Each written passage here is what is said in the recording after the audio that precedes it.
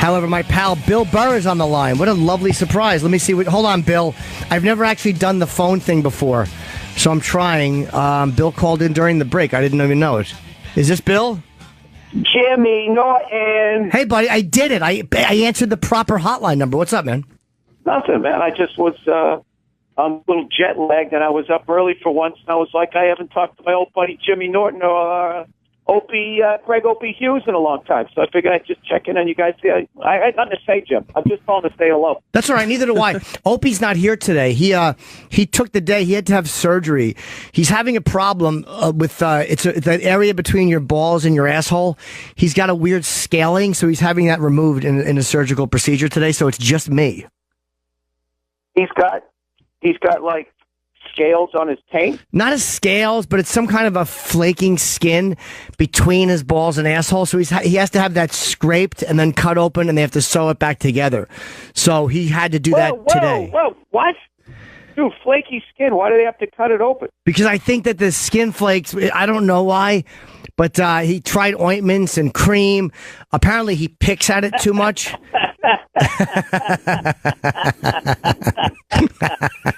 I cannot think of anything more just randomly horrifying than having like lizard skin on your taint, and you're just desperately talking to every snake oil salesman like, how many times did he have to tell people what was going on with his taint? Yeah, listen, I got dandruff. Oh yeah, we got Head and Shoulders. No. Lower. Yes, not traditionally. I got dandruff, but not traditionally. Yeah, not traditionally. I have it in a I've always been a trailblazer, and this is no different. Well, hopefully he'll be back tomorrow. We wish him the best. It's a humiliating surgery. What do you think of this whole NAACP? This woman I was just talking about before you called in. This fucking woman pretending to be black to run the NAACP or in Washington.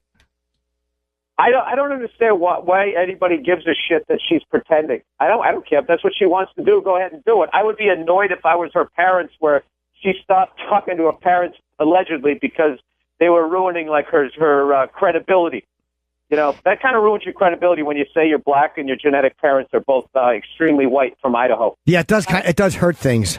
It puts a wrench in it, Jimmy. Yeah, it certainly does. But plus, she got into Howard University. Wasn't she lying? I don't know if she lied there, but then like she lied on job applications or something, saying she was this or she was that, and fucking, I don't know. I don't think that it really hurts anything. I just find it it's just a little bizarre. It's just a little weird. I think it's kind of weird, and people are acting like it's, I don't know. I think that, the fact that there's baby seals washing up onto the shores because we fished out the ocean, I think that that's a little more concerning to me than some lady who goes to a tanning bed and fucking frizzes out her hair. That is true, but I still find myself feeling bad for the seals, but I really, really hate this woman. I've been calling her a cunt all morning, Bill. I'm out of control. I can't stop dropping the C-bomb. I love saying it about her. She's terrible. Isn't it funny when you just hate some random stranger in the news, and it's legitimate hatred, like you really feel it, and you have that little voice in your head going like, Bill, why do you hate this person? You never fucking met him, and then, I don't know.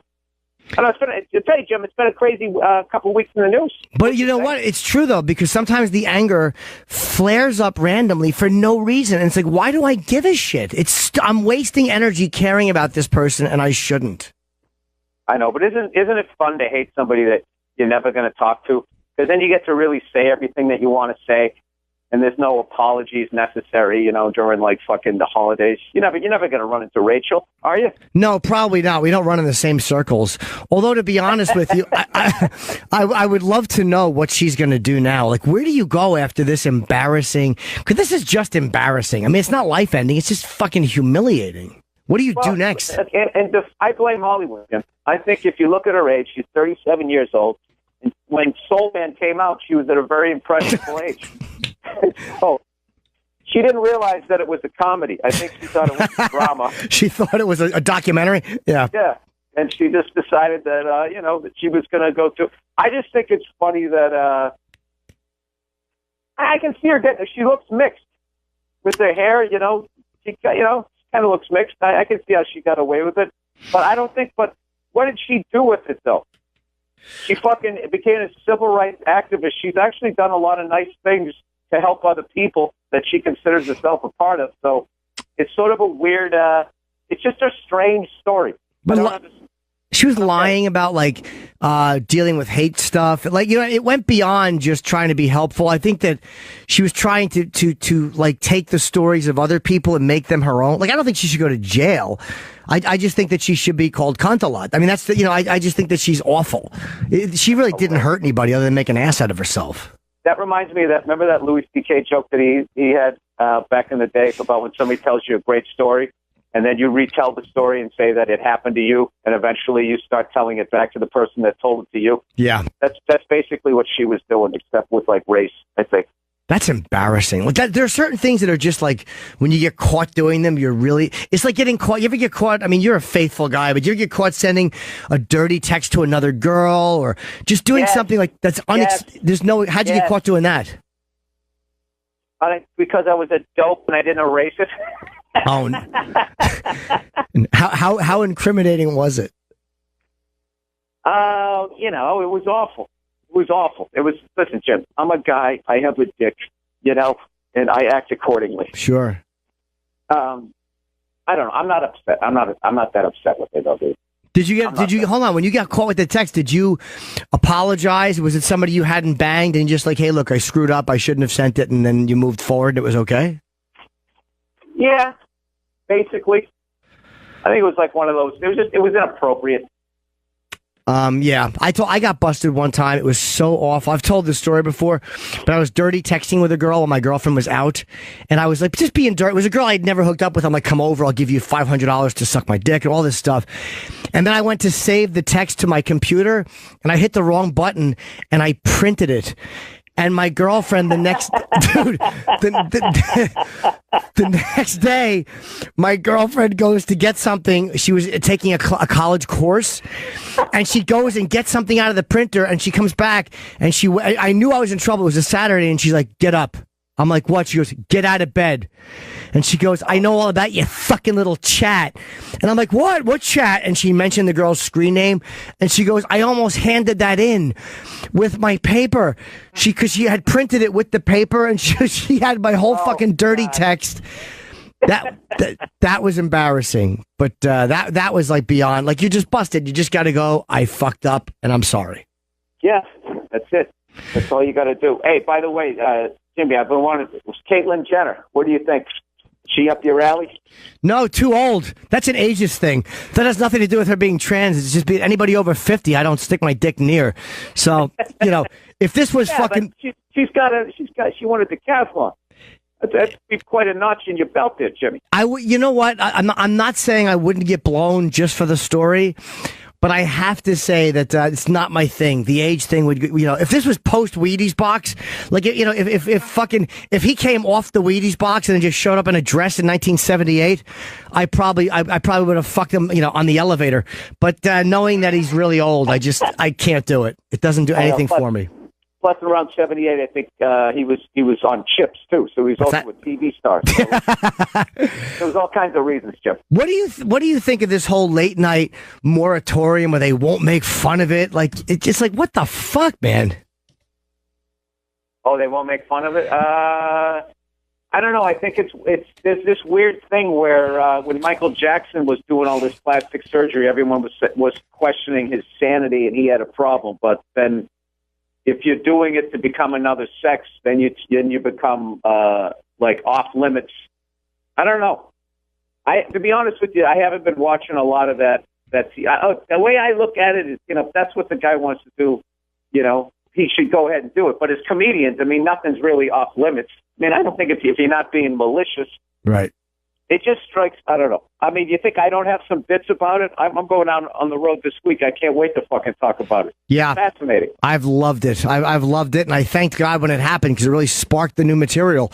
I was like, but you're right. That's Michael Jackson's a great point because it's like, all right, he's getting surgery so people make fun of him, and then Caitlyn Jenner does it, and you can't make fun of it. It's like, why is that not make funnable? Even if you're not vicious. But Seinfeld called out Seth Meyers, and that was kind of interesting to see him call Seth out. What did he say? Just, you know how Jerry is. He just says anything and he doesn't care if it makes you uncomfortable. He's like, so I understand, because Seth Meyers had like a nice moment. Like, this is what he said when he saw it. It's such a wonderful photo. This when Vanity Fair came out.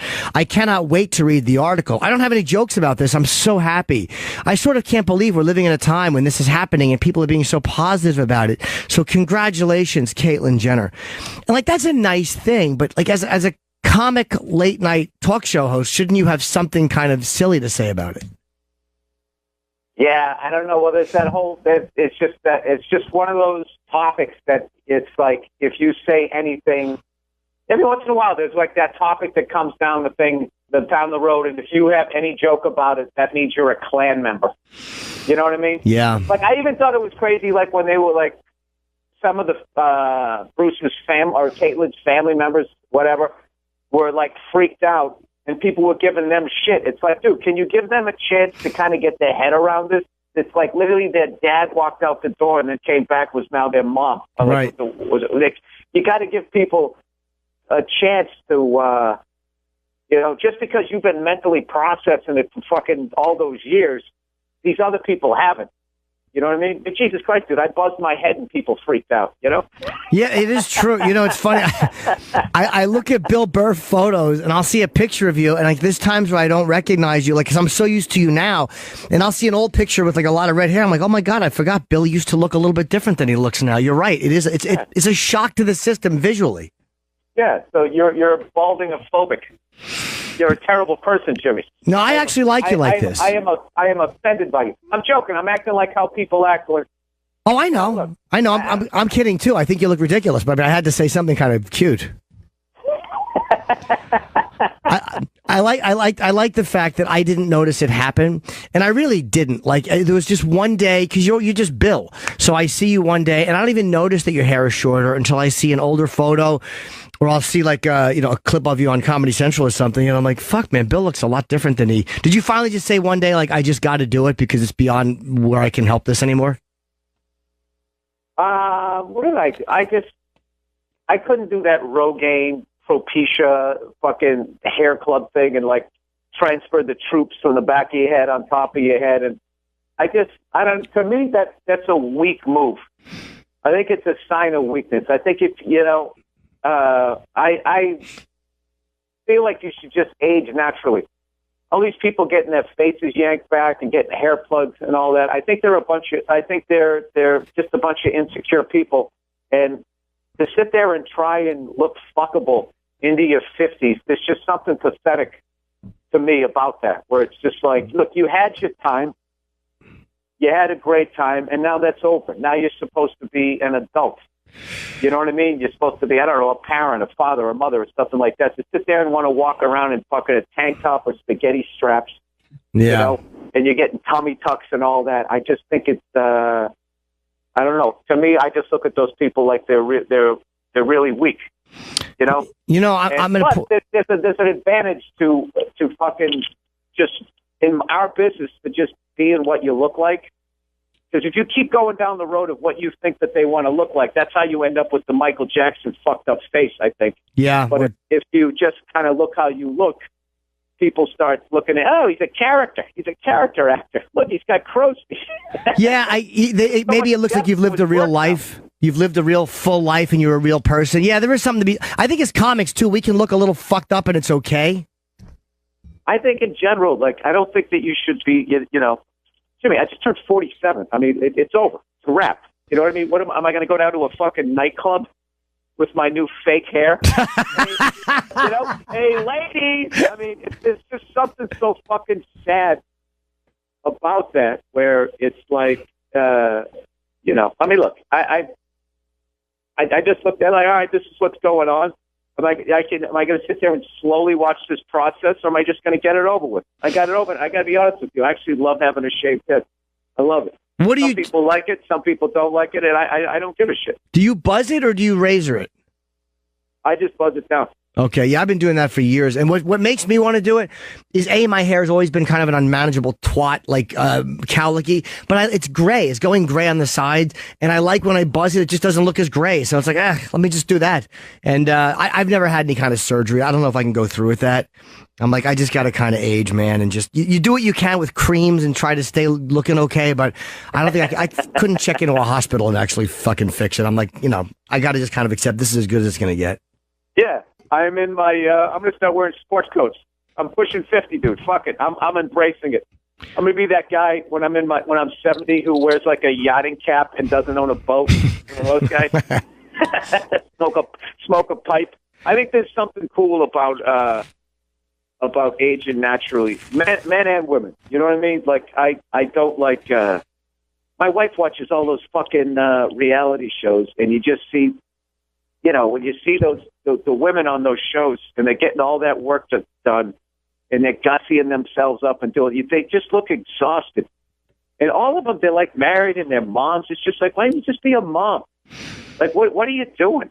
What the fuck are you doing? Well, I'm still on the hunt, Bill, because I'm single. Like at least you found someone who you love being with and you love, I don't have that. So I still have to do what I can to remain as fuckable as Jim Norton can be until I find that one. That's why I'm doing it, because I'm afraid that I'm going to pass. Like if I go into full disaster mode again and I'm 50, I'm totally done. Like at least now I'm like, I look a little better. Or I have a personality. Hey, thank you. Yeah, you look great. You're crushing it on the radio. You're crushing it on stage. You're fine. You're fine. Look, I'm not saying I don't keep working out. I'll keep working out, but I'm not going to, you know what I mean. Hey, are you a full helicopter pilot right now? Yeah, I actually passed the test May 31st. I passed my check ride. Congratulations, man. That was the one you were a little nervous about, right? Wasn't that like a high stress one? Yeah, that was the one where I had to sit down with the FAA guy and get grilled for an hour. And fortunately, I got a really cool guy. And, I messed up a couple of things, but not enough to fuck the whole thing up. And after there's a test you have to take where there's 600 questions, of which they take 60. And you got to get a certain score, and then you move on to the next round. And then you sit down with the FAA guy. You talk about helicopters, aerodynamics, airspace, what to do in an emergency, all that shit. And then if you pass that, then you go out on your check ride. Then you do a normal approach, steep approach, auto rotation, hover auto, landing off airport, all these different maneuvers. And if you do those well, you land. And he says you pass. Dude, it's one of the greatest things I've ever accomplished, just because I was really did terrible in school. But I just studied my ass off, dude. I'm not gonna lie to you. When I was getting ready for the tests and everything, I'd be on the road. Even on the road, I just 2 hours a day. I treated it like going to the gym, like a job. I just got up, I took the practice test, and so yes, I am a licensed pilot. Congrats, man. I could have. Yeah, that's what I spent my money on rather than hair plugs. I learned how to fly a helicopter. I think that's a better move. I agree. And what is a steep approach? How does that work? Steep approach is just something if you were landing in an area and there was a bunch of tall trees all around you, you wouldn't go in like a normal landing. You'd obviously hit the trees. So what you got to do what's known as a steep approach, which is basically you almost kill all your airspeed and then kind of drop down to the spot. But the thing about that is you got to make sure you don't come down too quickly or you get involved in what's known as settling with power, which is you get caught in your own vortices and you just drop like a rock and you can crash. Oh, wow. So how do you avoid that? You just got to go down slow? You go down slow, and if you start to feel like the controls getting mushy and the thing's starting to shake, and the more power you pull, the faster you drop, you're in that situation. All you do is just push the stick forward a little bit. You get into clean air, and then you'd come back around again. In a real situation, you come back around again. Have you simulated that? Yeah, they simulate it, and then you go up to like 2,000 feet, and they get you into a settling with power situation, and you have to fly your way out of it.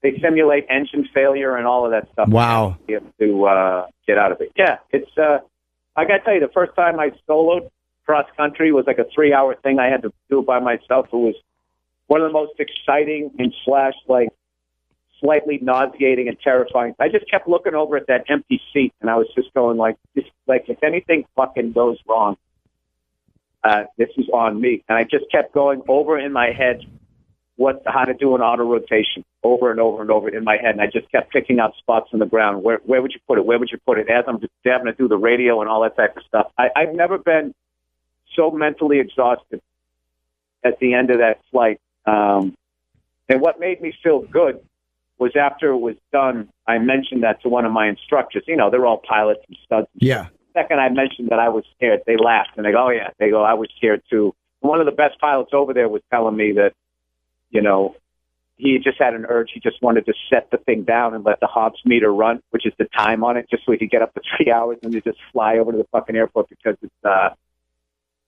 you know, it's really an indescribable feeling the first time you solo.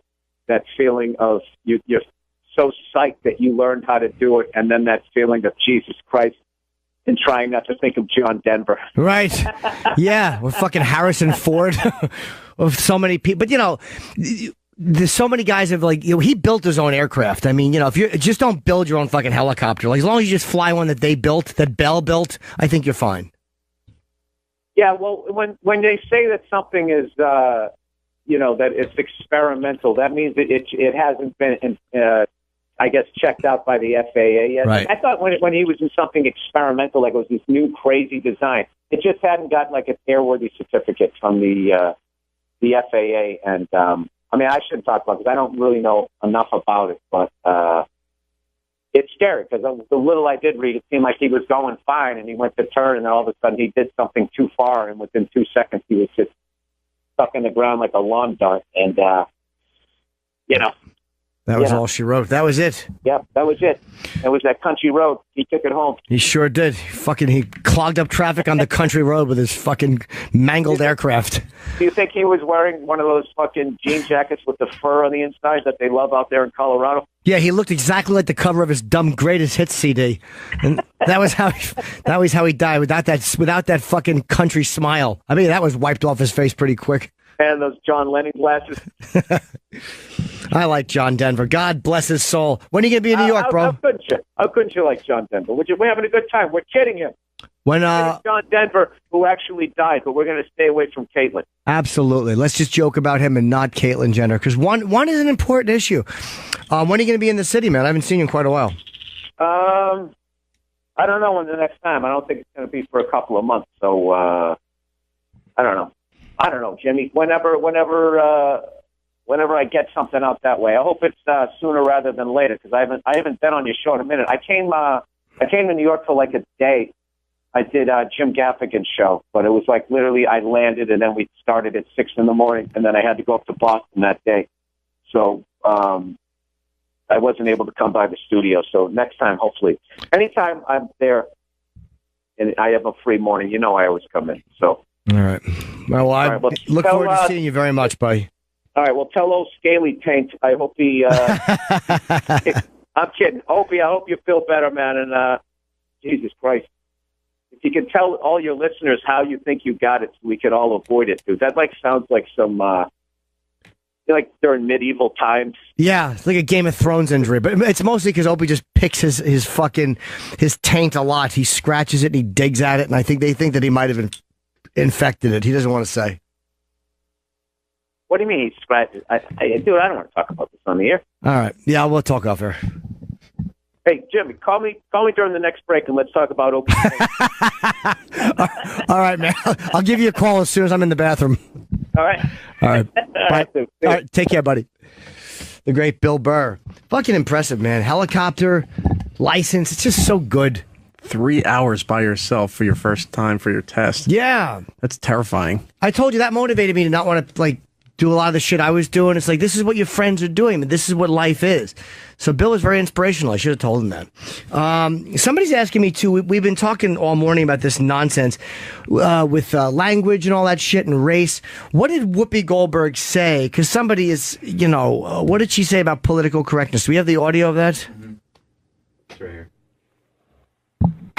Comics are always offensive. That's our job. We offend everybody, you know. But having been on the other side of some of these jokes, yeah, people don't want to hear them. Gay people may not want to be referenced that way. I think they have the right to say that, and I think we got to find other ways to be funny if that's what it is. If you feel like it's too hard to be funny without perhaps offending somebody, maybe you should, you know, find some different stuff. If you think about somebody like Louis C.K., right? What he did on SNL and made the joke about the pedophile. I mean, and it went viral, and people were really, really upset with him.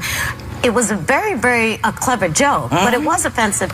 And I think that you're right. You could find other ways, but I also feel that you're right on the other end of it. Comics have the right to say what they want to say. That's our job. And they have to look forward to the consequences. Well, then, Shut up. Bunch of hens. How did Whoopi become such a fucking hen? Even though she's right about comics are offensive, that's our job. Maybe she's saying if you don't like the criticism, find another way. Right. It fascinates me that someone who did a blackface bit with Ted Danson can say that. Boy, did she not want to talk to us about that. Remember she hung up on us when we asked her about that? She did. You know. But I, as a comic, though, you can't cry because people don't like what you do. That's the truth. Like, you know, there's plenty of people that find material offensive. I guess that's fine. But for years, comedians have said, you know, we say offensive things, whatever. We have the right to say it, but the people listening have the right to be offended. Sure. But if you don't want to listen to my stuff, then don't listen to me. She's saying you have to change your joke to find another way to get your point across because people are offended. Yeah, I don't know if she was saying that definitively or like, hey, maybe you want to just change the way you're funny. Who cares? You know, she's a comic. It's just whatever people, who cares? If you're offended, it's all right, you're offended. I do offensive jokes. That's where the discussion begins and ends. All right, let's talk to Jimmy in Brooklyn about Colin Quinn's book. What's up, Jimmy? Hey, how you doing, Jimmy? Good. I just felt that, you know, reading in Colin's book, like he talks about how, you know, we don't explore our differences. I mean, I moved out of Brooklyn as a kid, and it was because it was becoming more black in our neighborhood. We never said that. Then we moved out to the Hamptons, where there was only one black kid in my school, in a short school. But, you know, like, I think one of the things Colin says in his book, we're not allowed to explore the nuances, both right and wrong, of our cultures. Yeah. I mean, you mean with political correctness and the fact that if you talk about race or if you make fun of it, you're considered racist? Yeah, it's kind of frustrating and annoying. This is the time we're in. It stinks. What are you going to do? Well, you know, the thing is also, the book was very good because I agreed with like 95% of what was being said, and I felt bad because here I'm being relieved. I'm allowed to explore and things on reading this book. While Colin's out there putting himself, and you putting yourself on the line with stuff too, with your life. And I mean, it goes deeper than just race. This woman just not only hated being white, she hated the concept of being white, and that's scary. Who did this? Who? The woman from the NAACP. Well, she's a mental case. Like, yeah. You know, I don't take that as meaning any. She's meaningless. And the fact that she didn't like herself, I think, or her parents or whatever it was. But who cares? There's plenty of black people that have that too, dude. There's plenty of black people that fucking try to whiten up their hair and do all this stuff, and they have their own racial stuff. That's not about white people being hated. It's just her. Yeah, it just sounds conceptual. I kind of understand from the other side. Now, the other thing I wanted to tell you was that I was the guy from Stairway to Stardom that you guys made fun of a few years ago. Oh, my God. Which one? We've made fun of all those guys. Jimmy Schwartzman. I shouldn't say that on the air, but I did. What did you do? Cabaret. Oh, no. Was it good? No. Well, listen, come on, please. I think the most poignant thing about that performance is the cold sore on my face in that second performance. Hold on. What are you wearing in that? What are you wearing? I was in two things. You ran both of them. One, I wore a corduroy jacket, and I had an afro that didn't get a haircut, and I had a hangover. You look like Tom Hanks in 1982. Yeah, something like that. And then the next one, I kind of look like, I think, De Niro in friggin' King of Comedy. I have my Puerto Rican friend Manny gave me a suede jacket. Let's hear the other one. Let's hear the first one for a second. Let me just, to refresh people. Fine singer. Let's bring him out. Jimmy Schwartzman, right? Here he is. Jimmy Schwartzman. Right, hold on, Jimmy.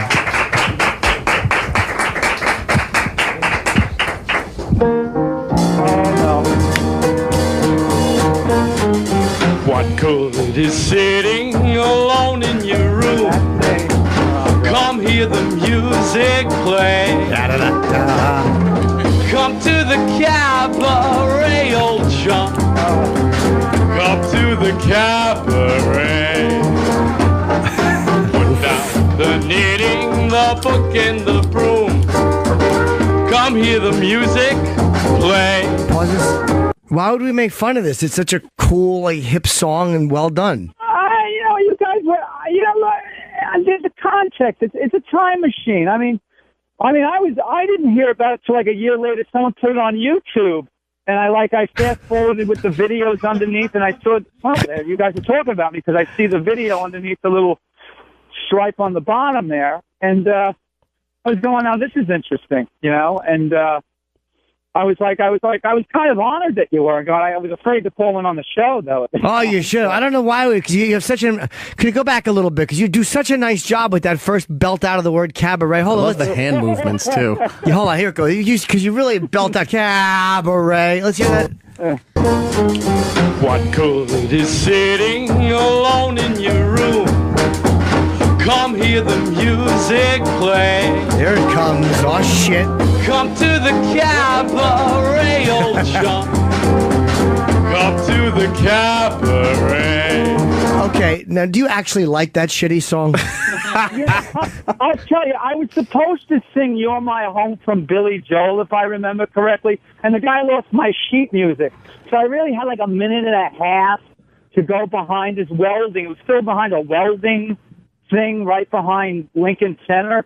And I had a minute and a half. It's the only song that I knew that my dyslexia would stick into my head, and everyone always said I looked like a straight Joel Gray or something, So, I don't know who that is, but I will say he was the cabaret guy in the movie. Oh, okay. All right, well, thanks for the call, Jimmy, and it was a fine rendition of Cabaret. Oh, listen, thank you, and thank you for what you do and your honesty. That's really important to me that you guys are able to express yourself during this time. Thanks, buddy. Take care. Bye-bye. All right, let's get another 10 seconds of that fucking horror show.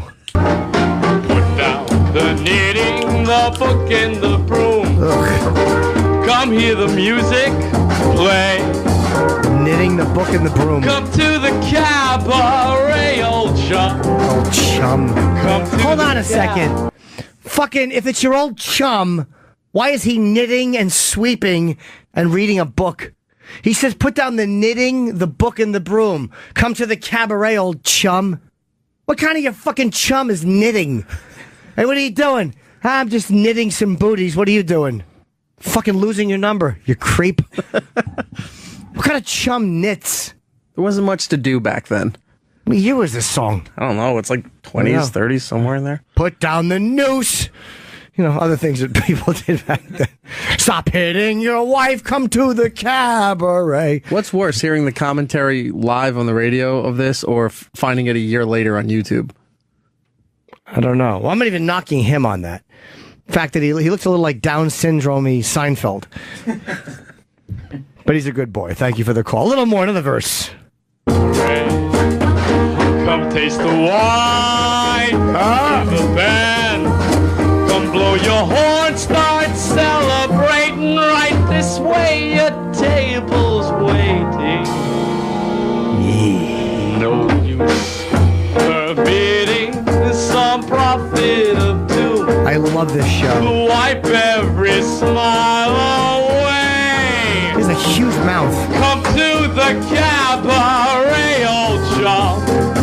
Life is a cabaret, old chum. Uh-oh, so one more. Come to the cabaret.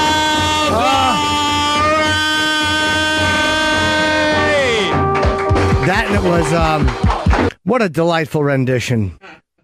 I should have asked him what he's doing now. He probably does tricks at parties. He eats watermelons whole. What a giant set of fucking choppers he has. Jimmy, you have a large mouth. I mean, physically large mouth. It's fucking huge. Cabaret! Fucking, he's like unhinges like a snake mouth. Quite creepy. All right. Oh, God. I didn't even see her on the phone. Oh, let's get to her. Okay.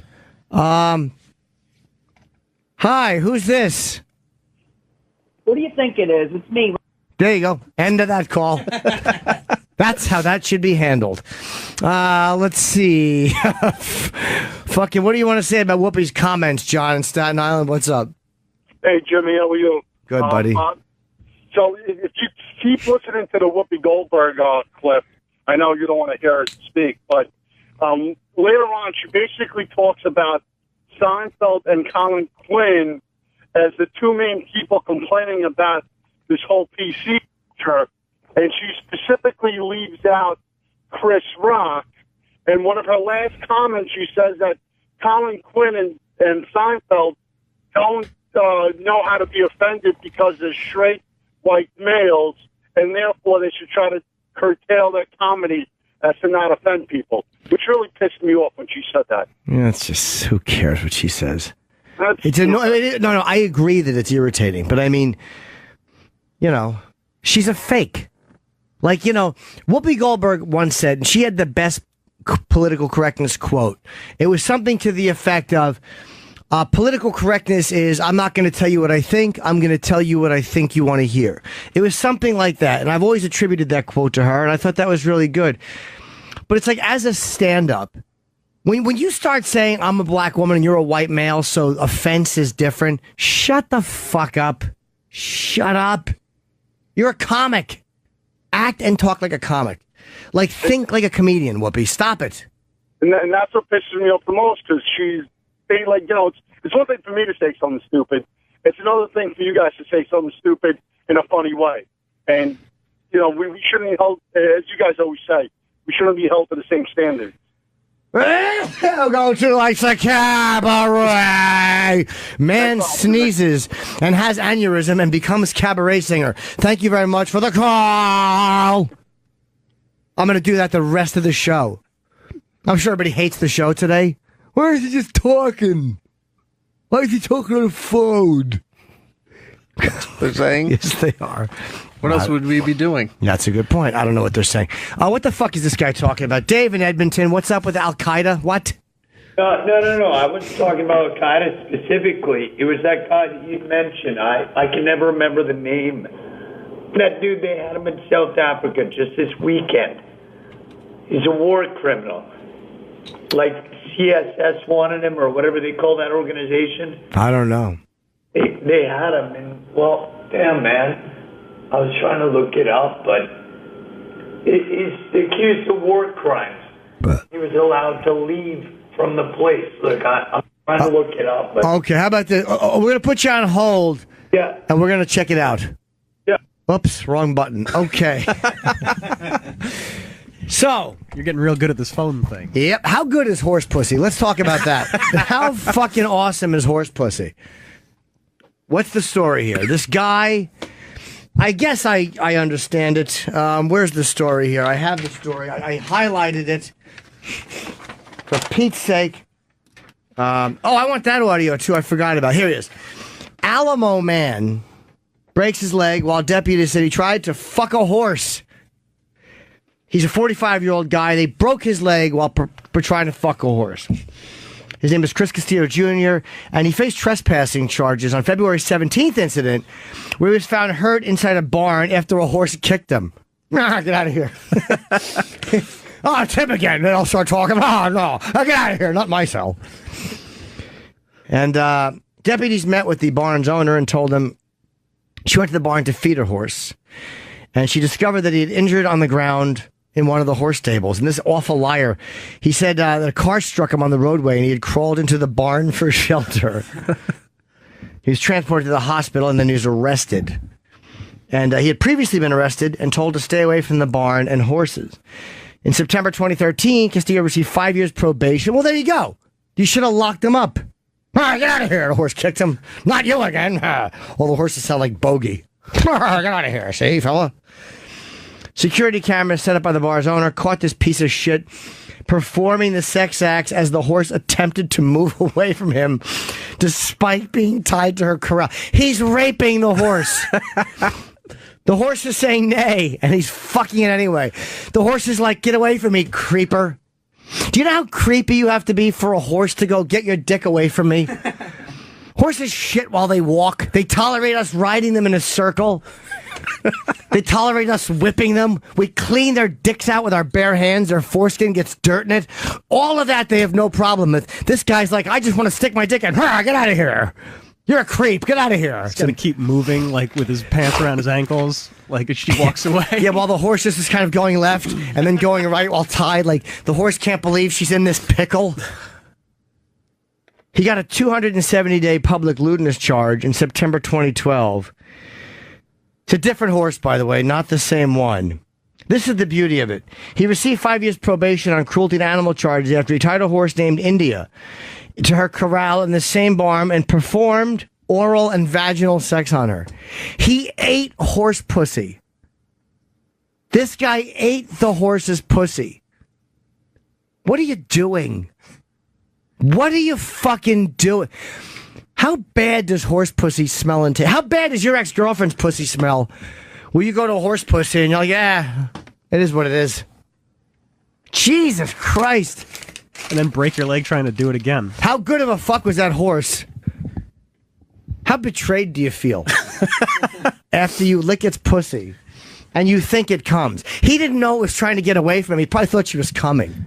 Like, oh, she's enjoying. She was whinnying and going all over. He's like, yeah, I'm doing a good job. Swatting at her. Yeah. Oh, this bitch is fucking coming. This guy's like chips. Fucking horse came all over me. She came buckets. And then he goes to stick his dumb, puny dick in, and the horse just gives him a kick. Get out of here. I want American Pharaoh. They told me I was going to be bred by American Pharaoh. And this balding zilch shows up. Usually you don't hear these stories unless the guy is trying to be fucked by the horse.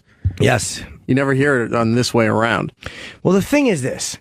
I mean, horses, when horses fuck, they mount and they jam that dick in hard. This is a lame fuck to a horse. Picture like you're somewhere and someone comes over and you think you're going to get blown and they just take 2 marshmallows dipped in cold water and they tap the outside of your dick with it. You're like, what is this? What the hey? That's what an equivalent of a human fuck is to a horse fuck. Yeah, look, I'm watching a horse fuck right now. Mounts with a giant cock and then They're all of a sudden, guiding it in. Yeah, pow, pow, pow. No fudging around. You got the big dumb horse face buried in the back of the other one's neck. He's biting. He's biting, and boy, is he planting that dick deep. The fence is moving. Fence is moving.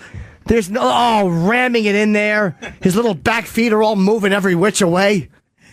Oh, but he is planting 4 feet of horse dick inside this. Literally, his cock is going halfway up to this fucking other horse's stomach. That's how you fuck. And he pulls his dick out all limp. Here you go, stupid. It's gushing. I'm out of here. Take the load. Here's your hat. What's your hurry? Sends her on her way.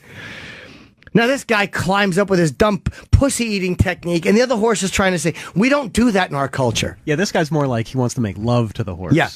I've never felt a tongue down there. It's weird. So what are you doing? Wow, look at this one. We're watching a horse with hairy feet. Fuck another one. He's all business. He doesn't know what he's doing. He's just trying to jam it in there, and the other guy's moving the tail out of the way, and someone's filming it, and boy, is he plowing away.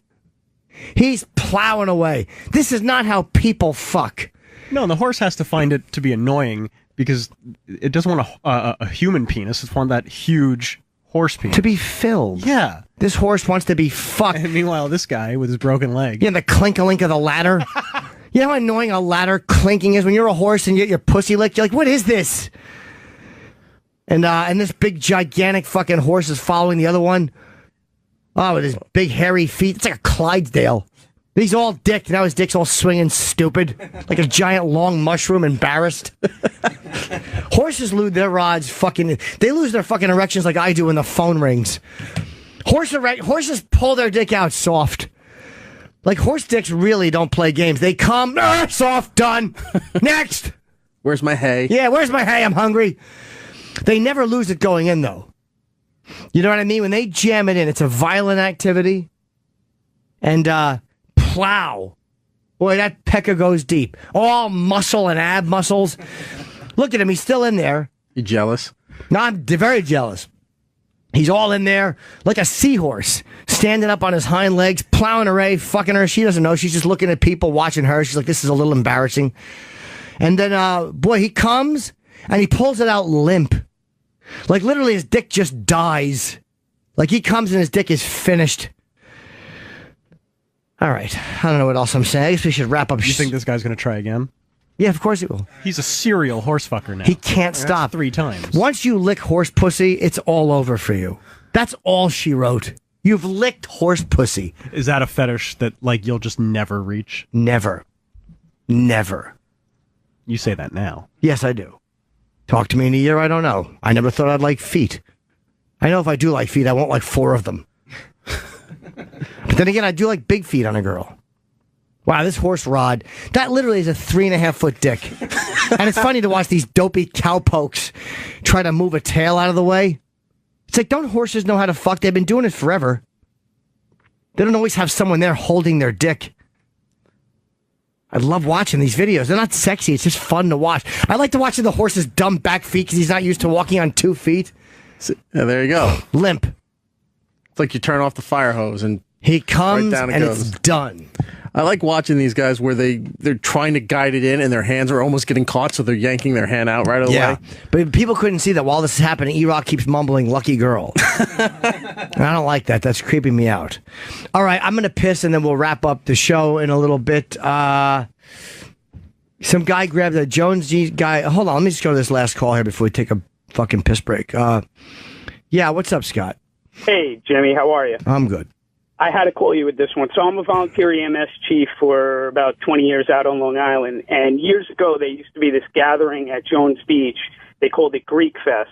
And essentially, all the black sororities and fraternities from throughout the country used to have this big, giant gathering. And yeah, it was interesting. My department was responsible for EMS down there during this function. And every year you get these crazy things, gang rapes on the beach and you know, all these great memories. But anyway, the one that popped out with you telling your story was there was the end of this particularly rough Greek Fest. And the Nassau County Police brought in, and the state police brought in the Mountie cops with the horses, and they go around and basically use the horses to clear the beach. You know, people see the giant horses come and they get the hint. Anyway, we're back at staging at the very end. All the cops are there, and the mounted cops are there, and this one very flamboyant guy is still just kind of walking around, and he's looking at the horses. And he walks over to the mounted cop, and he just asks the cop, "Oh, your horse is beautiful. Is it okay if I, pet your horse?" And the cop gives him the "I don't give a shit what you do" look. And we're all just kind of watching this because it was fairly close to us. And he's petting the horse, and he's walking around. And he goes around behind the horse, and I kid you not, reaches right under the horse's legs, grabs the horse's cock. Without a second of thought, the horse kicks with his hind legs, knocks the guy's head clear off his shoulders. The body just slumped down like it was something out of a cartoon, and that was the end of it. And me and my guys just stood there staring because it was. Did he die or no? Oh, he didn't have a head anymore. So he died? Yes. Oh, yeah. He literally, turned into a crime scene, walking around, picking up pieces of his brain. It was. All right. I don't know if that's true. I've never heard that. If we can have some corroboration. Thank you very much, sir. Yeah, no, it's one of our war stories that we talk about. Okay. So, hey, you're doing a great job today. Thank you. Oh, thanks, sir. Just giving it the old college try, 110%. Leave it all on the field. I came to play, and, I feel like I did the best I could. All right, thanks. All right, Dan in Cleveland. I wasn't going to go to the phones anymore, but this is actually a pretty good call. You're stationed in Cleveland. What's up, buddy? What's up, Jimmy? Hey, man. Hey, when I was in the Marine Corps, I had a buddy of mine that I was stationed with from fucking Texas, and we'd get fucked up, and he would sit there. I got 2 things after the story, too, something else, but he would get fucked up and swear on his parents' life that he, back home in Texas, you let a calf blow him. He said it was the best fucking blowjob he ever got. Oh, a calf. What's the teeth situation on a calf? They don't understand subtlety and cocksucking. I don't know. Most women don't understand that. I know a fucking farm animal won't. They just think it's a treat. Oh, delicious. But he would tell that story all the time, and he was dead serious. And the other thing I wanted to say was, after you played the Whoopi Goldberg clip and the caller with the camera, between that, fucking E-Rock was talking about comedians and saying "we," as in he's a comedian. Well, no, I wasn't saying "we" as I'm a comedian. Yeah, you go fuck. There you go. E-Rock hung up on him.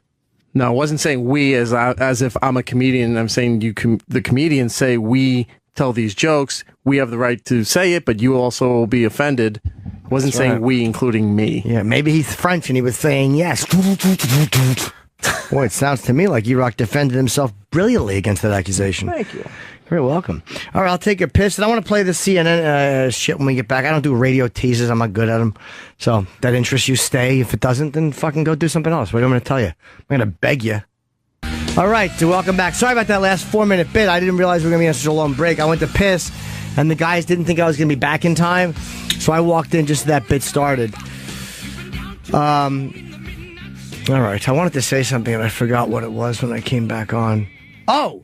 I was just asking Roland. Jeff Ross, I texted Jeff. He think he did Howard today. And I'm like, why don't we have Jeff? I think Roland had asked last week if we wanted him. And then we weren't sure if there was going to be a show today. So I got back to him like, yeah, I want Jeff, of course. And he goes, well, Comedy Central has them all booked up on a radio tour. And I even texted Jeff. He goes, yeah, they have me all. So I was hoping to get Jeff in today. I think that he should have changed the schedule because some of those shows will be great that you do on the radio tour, and some of them will not be good. They will be uneventful and have no audience. And Jim Gaffigan was trying to get booked, and can we not get Gaffigan booked? Is that we said yes to him. I think Roland's looking into it. He's here later this week. Yeah. I mean, if he doesn't want to do it, that's fine. But I checked the time on the schedule. He's gonna. What the fuck? We should have him. Yeah, I guess so. I mean, I like Jim. Maybe he doesn't like me. It's a possibility. It's an understandable possibility. Oh. Did he have you on his TV show? No. I'm the one comic in New York he didn't have on. You know what? You're right. Forget pursuing Jim Gaffigan. What am I doing? Trying to promote a guy who doesn't like me. All right, let's talk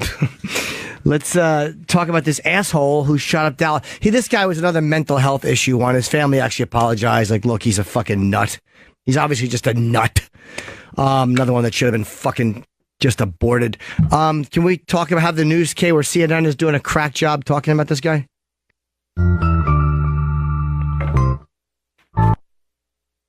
Police expressed that there might be 4, and then they dialed it back to possibly 1. But in your view, you still believe an operation like this has now spanned 18 miles.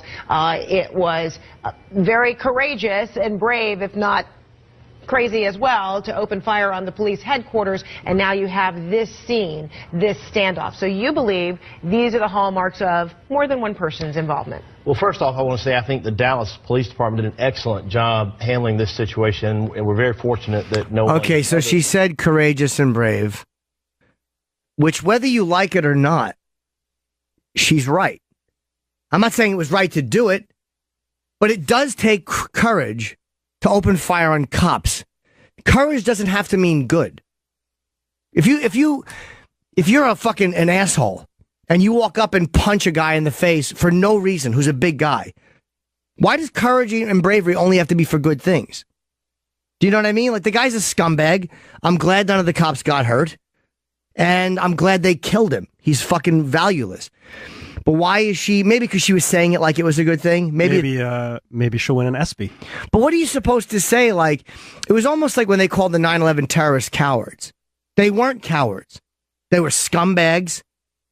You know, but you're not a coward if you fly a plane into the... We throw around these words because we think that we're supposed to say a certain thing.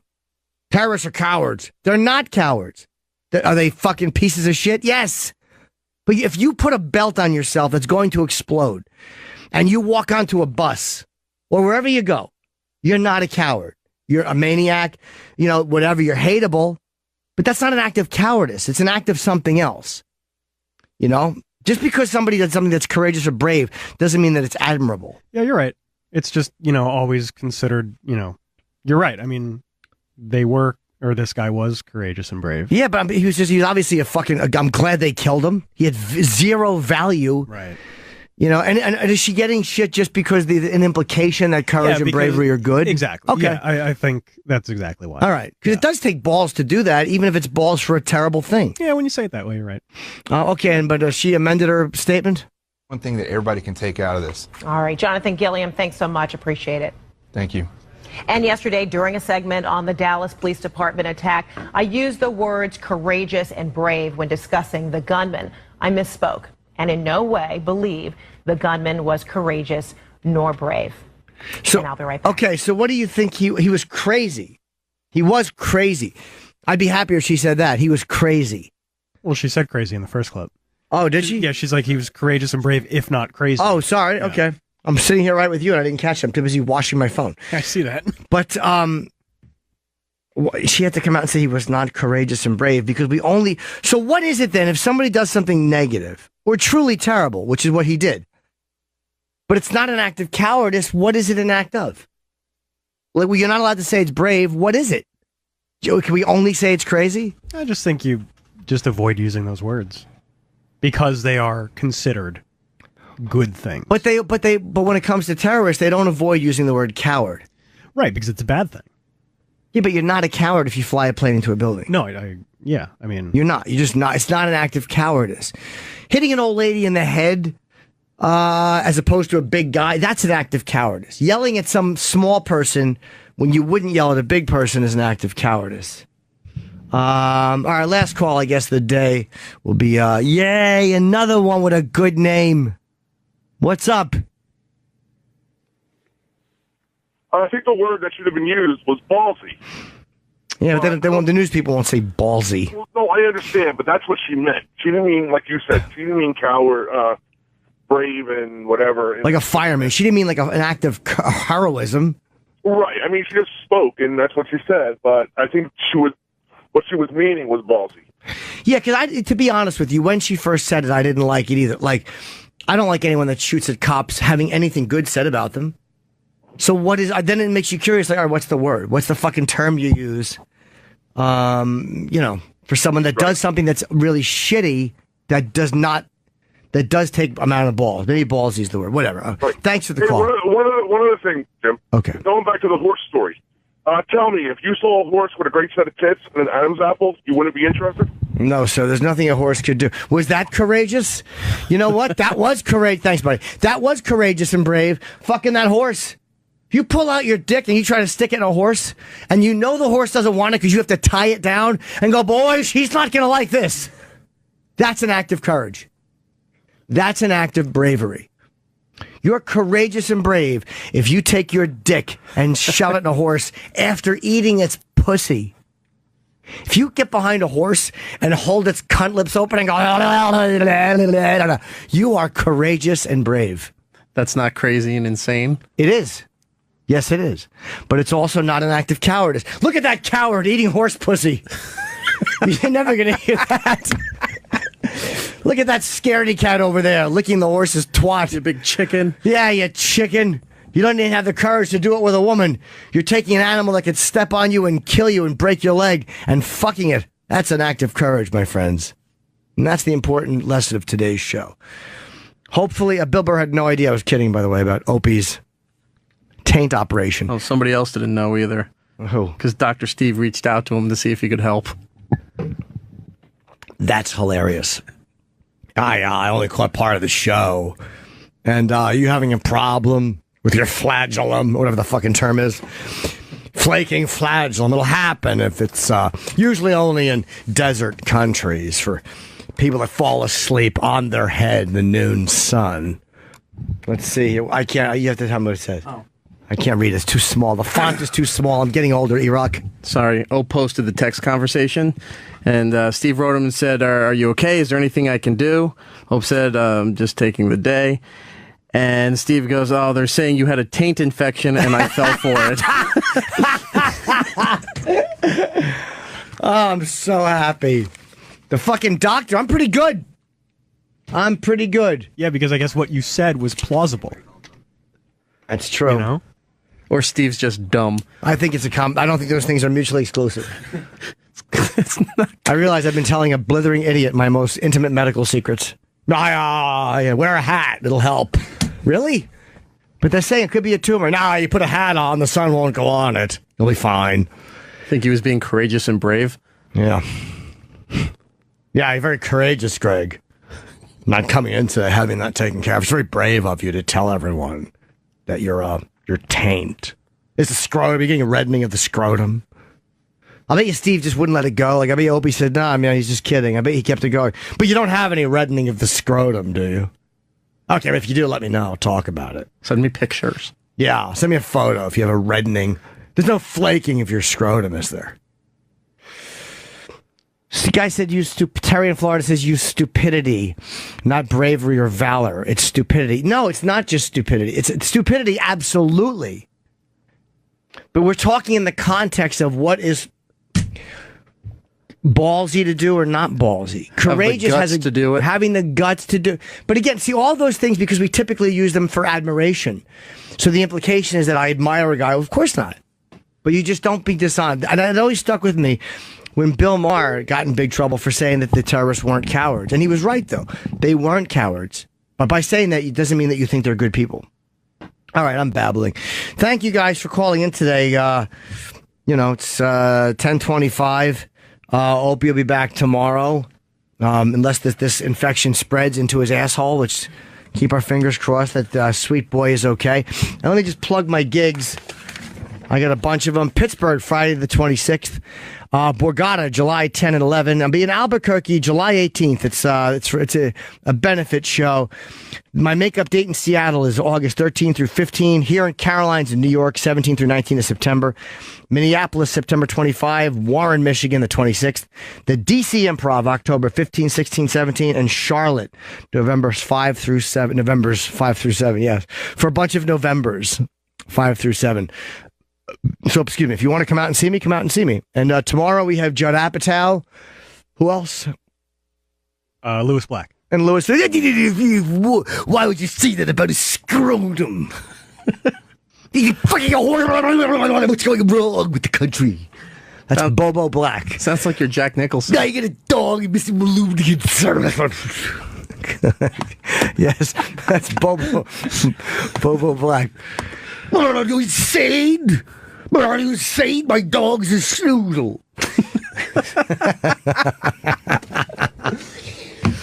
I don't know. Can't think of any more Boboisms. All right. Yeah. Dictating, I'm not lying, right? All right, so we got Bobo Black, Judd Apatow. See you mañana. Happen to you, and eventually you start telling it back to the person that told it to you. Yeah. That's basically what she was doing, except with like race, I think. That's embarrassing. Like there are certain things that are just like when you get caught doing them, it's like getting caught. You ever get caught? I mean, you're a faithful guy, but you ever get caught sending a dirty text to another girl or just doing something like that's how'd you get caught doing that? Because I was a dope and I didn't erase it. Oh, how incriminating was it? It was awful. It was awful. Listen, Jim, I'm a guy. I have a dick, and I act accordingly. Sure. I don't know. I'm not upset. I'm not that upset with it, though, dude. Hold on, when you got caught with the text, did you apologize? Was it somebody you hadn't banged and just like, hey, look, I screwed up. I shouldn't have sent it. And then you moved forward and it was okay? Yeah, basically. I think it was like one of those. It was inappropriate.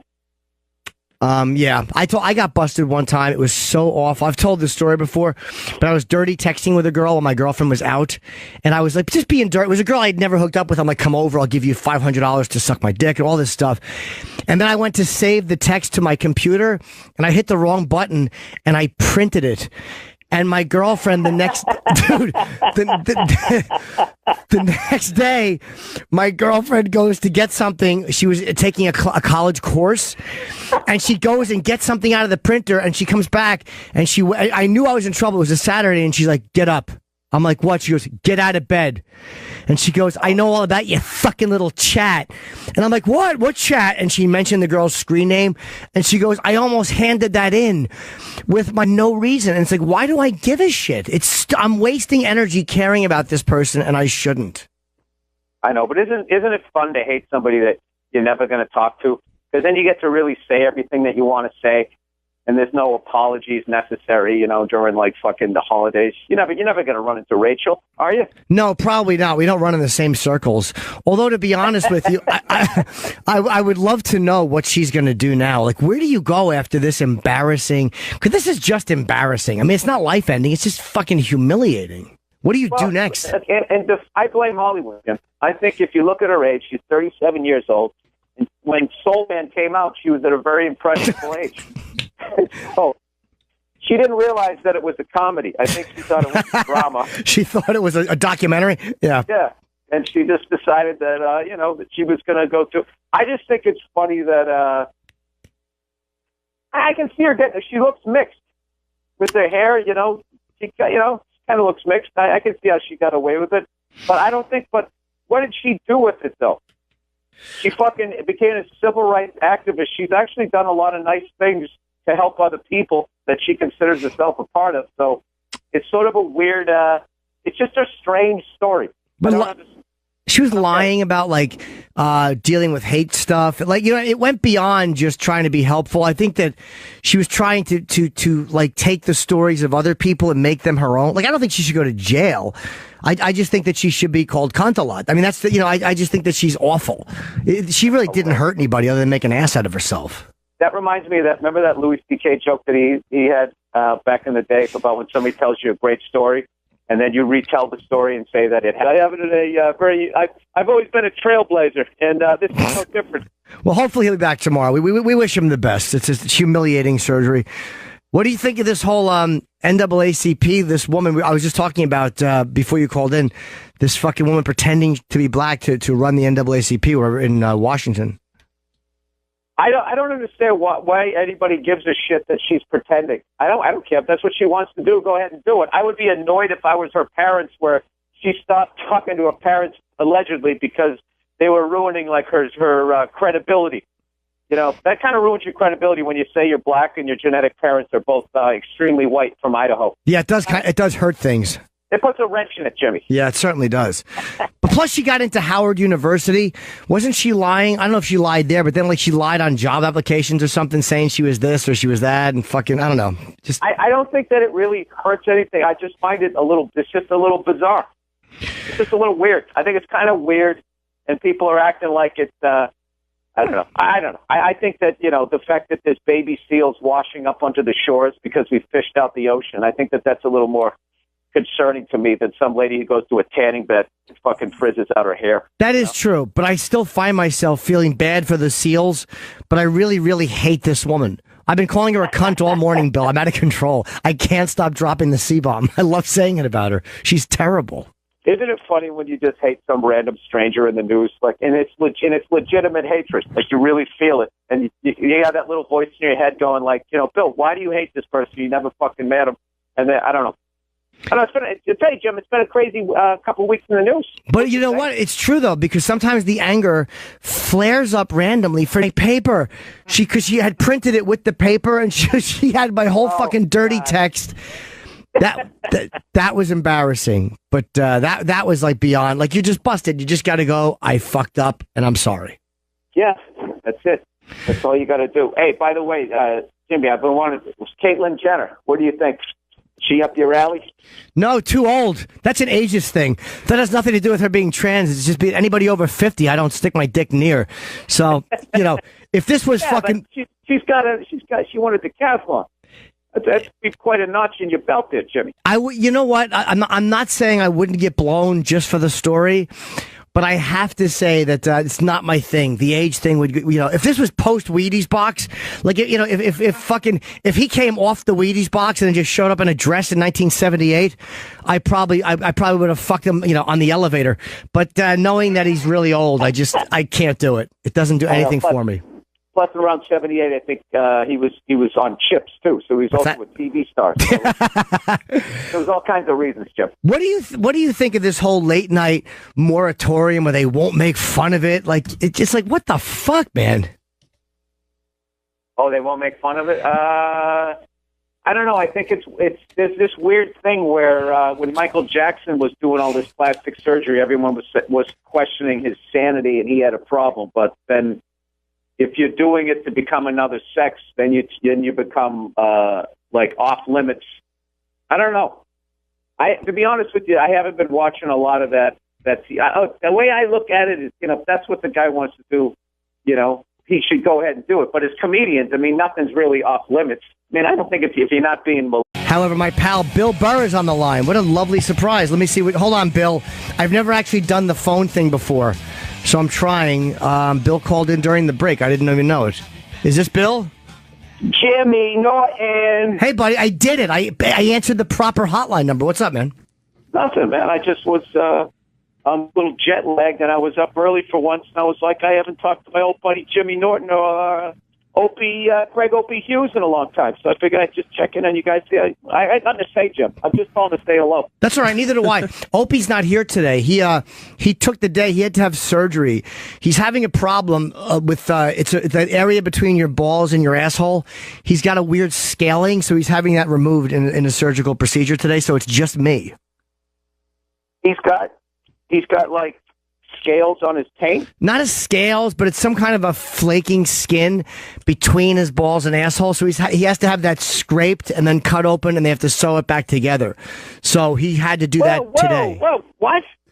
Dude, flaky skin. Why do they have to cut it open? Because I think that the skin flakes, I don't know why, but he tried ointments and cream. Apparently he picks at it too much.